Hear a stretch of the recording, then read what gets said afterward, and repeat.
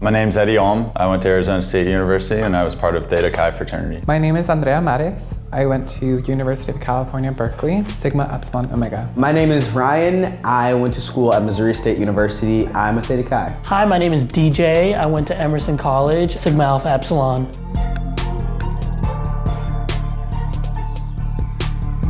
Fraternities actually have paddles to signify the big brother, little brother process. These paddles aren't necessarily tools. They are displays or trophies. It's like having a plaque or like having something that kind of lets you remember your time in the fraternity.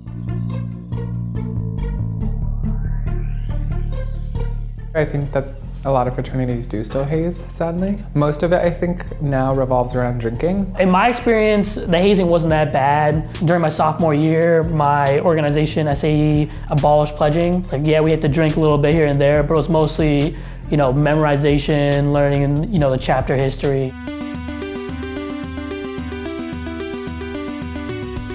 Fraternities are not businesses. They're nonprofits, so they don't make money in the sense of like, we have this money, now we're keeping it. But I mean, fraternities have dues. A portion of that due goes towards your chapter, another portion goes towards your region, and some goes to like the national organization.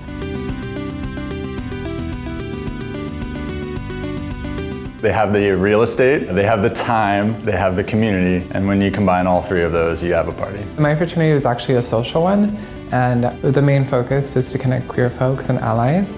So a lot of it involved like social gatherings.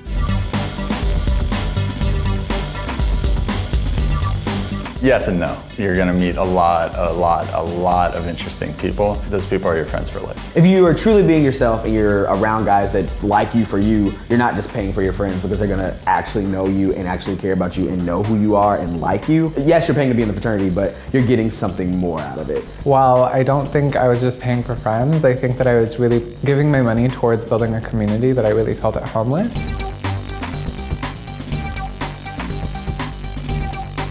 I do think fraternities get a bad rep. Some of them are deserved, some are not. Unfortunately, there are chapters that do terrible things and don't care about being better people. And so those chapters get thrown in the news and it makes it seem like everyone's bad. As a whole, I do think a lot of fraternities, a lot of chapters get a bad rep. A lot of kids are really good kids who put an emphasis on community service, giving back to different charities and whatnot. There's a big reason why almost every chapter I can think of has some sort of fundraising chair. I don't think it should get the rap that maybe people perceive it to get, because it does a lot of good for the individual that is fresh out of their home life, their home experience.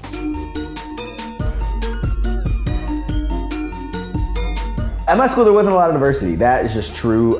In my fraternity, there was definitely a year when I was the only black guy. And for me, I didn't feel unwelcome. There were definitely awkward occurrences, and there would be moments when people would say something that was offensive or something that was like borderline racist, and I would have to call it out. Like it was a learning experience for both of us because I had never really been in places where I had to check someone for saying something that was racist. It helped me grow as a person. It helped me like kind of understand my blackness more. As a gender-neutral transgender woman, I would say that my experience at my fraternity was really unique. For folks who think that it's a super exclusive environment and it's only built for a certain type of people, I would say that's another assumption that people have, and so like really do your research and make friends. And I mean, like, if you're interested, look for the people like you who are in those spaces. And of course, you're gonna have differing views on things, but differences make us stronger. As a minority, I felt very welcomed in my chapter.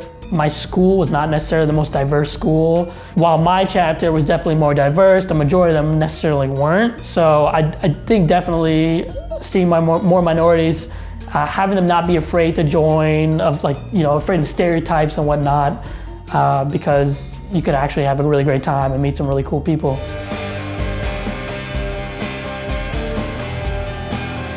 It helped me manage different types of people and manage being in spaces that I'm not necessarily familiar with. Definitely, I would say the connections and the alumni network that came with it. I came out to LA, I didn't know anyone except for the friends that I met through my fraternity and school, and I still am in contact and live next to a bunch of my friends that were my fraternity brothers in college. I'd say Greek life was one of the most foundational and fun experiences in my life. I value that time second to none.